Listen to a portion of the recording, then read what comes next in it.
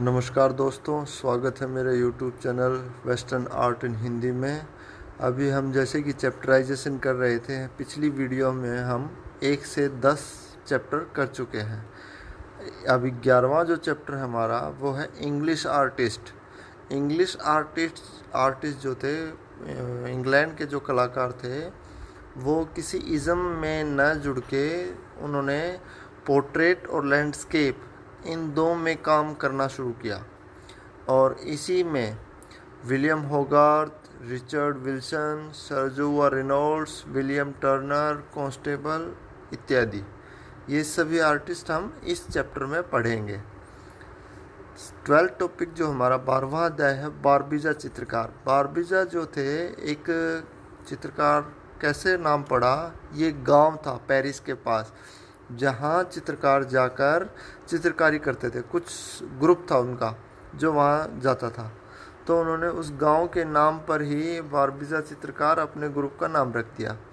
इसमें कोरो, मिले, थियोडोर रूसो, सबसे प्रसिद्ध जो था थियोडोर रूसो, इसमें सबसे प्रसिद्ध था थियोडोर रूसो बारबीजा चित्रकार में।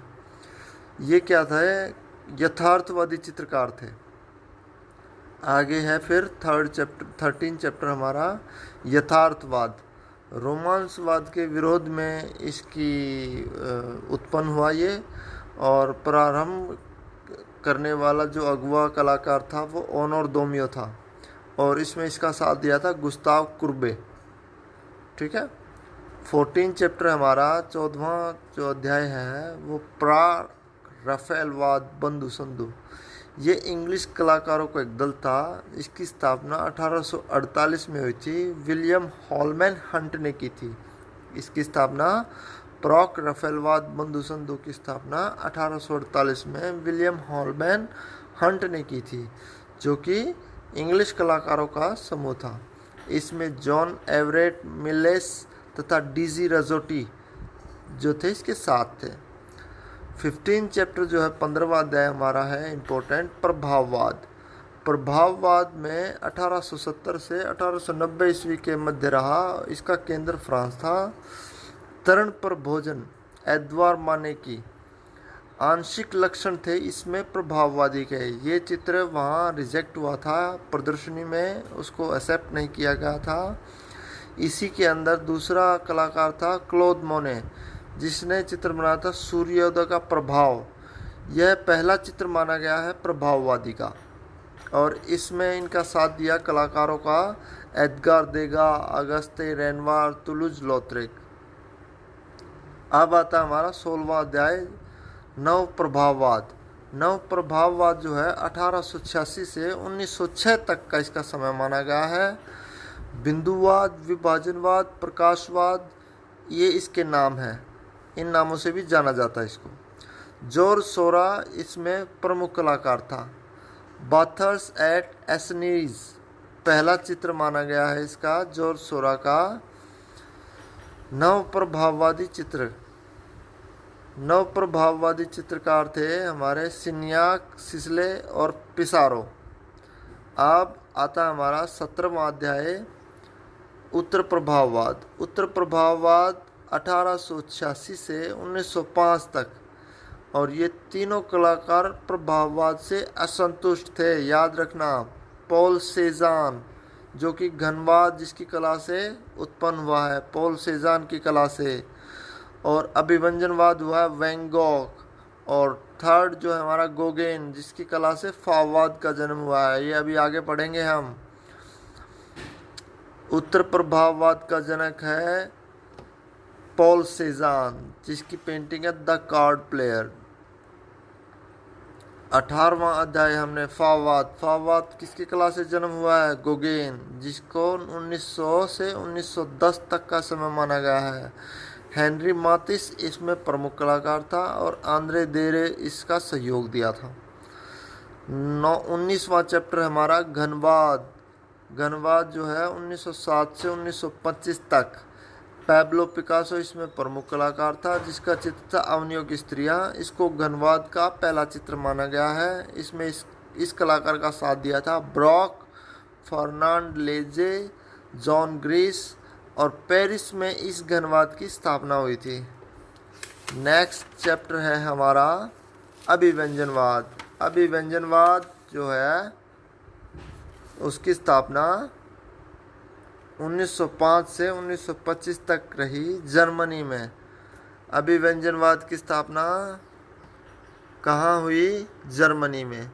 और इसका 1905 से 1925 तक का समय माना गया है। इस आंदोलन की शुरुआत नॉर्वेवासी एडवर्ड मुंच ने की थी। अभिव्यंजनवाद की शुरुआत एडवर्ड मुंच ने। वैन गॉग जो उत्तर प्रभाववादी कलाकार था, वैन गॉग, वो भी इसमें शामिल हुआ। होल्डर और एडवर्ड मुंच की पेंटिंग थी द स्क्रीम, जिसको हिंदी में बोलेंगे चीख। ये बहुत फेमस पेंटिंग है अभिव्यंजनवादी कलाकार एडवर्ड मुंच की। अभिव्यंजनवाद का जो शुरुआत थी वो जर्मनी में हुई है।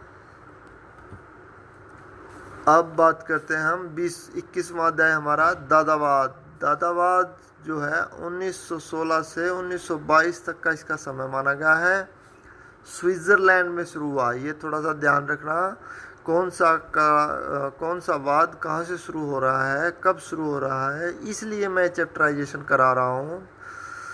इसमें टूटा फूटा सामान और अजीब सा शीर्षक उस पर रख देते थे। और ये प्रथम विश्व युद्ध के बाद शुरू हुई थी। तो इसमें दादावाद को शुरू करने का मेन जो लॉजिक था वो आम लोगों की प्रथम विश्व युद्ध के बाद कला से रुचि कम होनी, इस वजह से ये दादावाद का जन्म हुआ। इसका मेन आर्टिस्ट था मार्शल दुचैम्प, दुनशा भी बोलते हैं जिसको। इसने चित्र बनाया था फाउंटेन और ल्यूक। फाउंटेन जो था वो मूत्र पात्र था, उसको रखा और इसको शीर्षक दिया फाउंटेन, अजीब सा शीर्षक। एक ल्यूक बनाया इसने।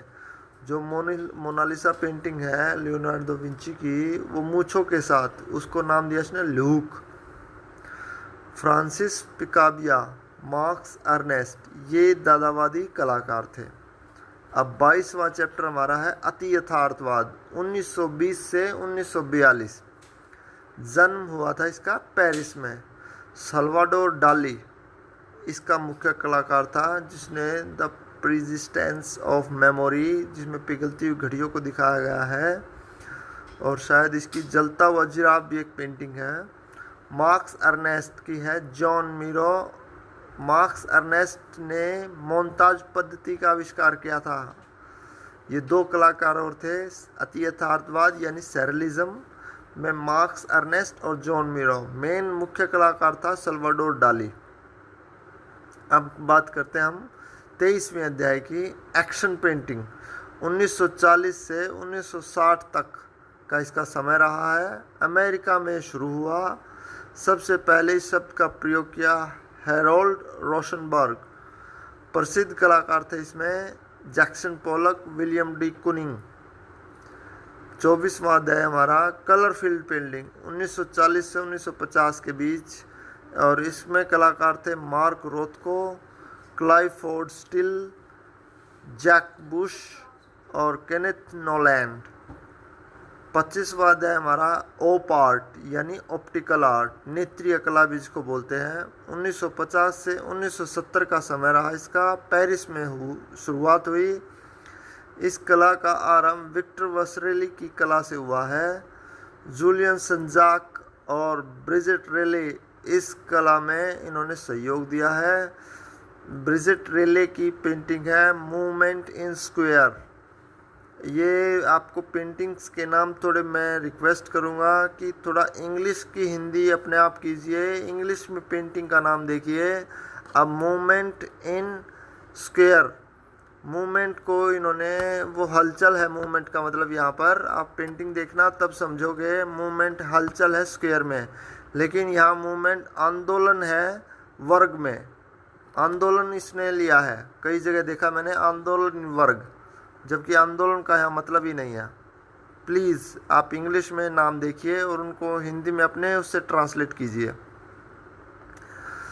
पॉप आर्ट 26वां अध्याय हमारा पॉप आर्ट यानी पॉपुलर आर्ट। 1950 से 1970 के बीच ये हुई आरंभ, इंग्लैंड में हुई। पॉपुलर आर्ट का आरंभ कहाँ हुआ? इंग्लैंड में। ध्यान रखना ये बातें। 27वां चैप्टर हमारा भविष्यवाद, फ्यूचरिज्म। 1909 से 1917 के बीच का समय माना गया। इसका इटली में शुरुआत हुई है। कार्लो कारा, अम्बर्तो जिनेस सेवरनी, उम्बेलो बोसिनी, जियोकोमो बाला, ये इसके कलाकार थे। थोड़े से आपको कलाकारों के नाम प्लीज़ काफ़ी बार रिपीट करना, इनको बार बार रिवीजन करना तो आपको जल्दी याद होंगे। 28वां चैप्टर हमारा नव लचीलावाद, नियोप्लास्टिसिज्म। इसको डे स्टाइल भी नाम था इसका। डच आंदोलन था, नीदरलैंड में शुरू हुआ। 1910 से 1931 ईस्वी तक रहा। वान डोसबुर्ग और पियट मोंद्रियान इसका मुख्य कलाकार था, जिसका शीर्षक है evening red tree. Evening red tree, ये अपना देख, इस तरह से नाम आप लिख सकते हो इवनिंग रेड ट्री में। लेकिन शाम और लाल पेड़ ये आपको याद नहीं करना। इसकी कुछ की कुछ हिंदी हो जाती है कहीं, और इंग्लिश का मान्य होता है। कहीं भी आप जाओगे, कोई पेपर भी दोगे, इंग्लिश में जो पेंटिंग का नाम है वही फाइनल होता है। मोंद्रियान ने ही डी स्टाइल को नियोप्लास्टिसिज्म नाम दिया। 29वां चैप्टर हमारा सुरीलवाद और फिज्म। 1910 से 1913 ये जो है अल्पकालीन वाद थे, छोटा समय रहा इनका, लेकिन हमारे लिए इम्पोर्टेंट है आर्ट में, तो हम सबको पढ़ेंगे एक एक करके। रॉबर्ट डेलोन ने शुरुआत की थी, घनवादी चित्रण किया था। नामकरण जैक विलोन ने किया। लियोनार्डो की पुस्तक थी, गोल्डन सेक्शन को पढ़कर किया। नामकरण जो इसका है जैक विलोन ने किया है। उसने लियोनार्डो की पुस्तक थी, गोल्डन सेक्शन को पढ़कर इसका नामकरण किया। जैक विलन फ्रेंच घनवादी चित्रकार व प्रिंट मेकर था। जैक विलन ने सुरीलवाद और फिज्म की शुरुआत की थी, और इसी ने उसका नाम रखा था लियोनार्डो की पुस्तक गोल्डन सेक्शन को पढ़कर। 30वां अध्याय हमारा सर्वोच्चवाद, सुपरमैटिज्म। 1913 में मॉस्को में शुरू हुआ। आरंभ करता थे कासिमिर मालेविच। ये द ब्लैक स्क्वायर इसकी पेंटिंग थी। रोकेंको एक दूसरा आर्टिस्ट है, रोकेंको, जिसने पेंटिंग बनाई काले पर काला। 31वां अध्याय हमारा किरणवाद, रेयोनिज्म। 1910 से 1920 में शुरू हुआ। अमूर्त कला आंदोलन था। पीटर्सबर्ग रूस में हुआ। रूस में देखो सर्वोच्चवाद हुआ है और किरणवाद हुआ है। दो आंदोलन जो है रूस में शुरू हो चुके हैं, याद रखना है। मिखाइल लोरियोनेव व उनकी पत्नी थी नाताल्या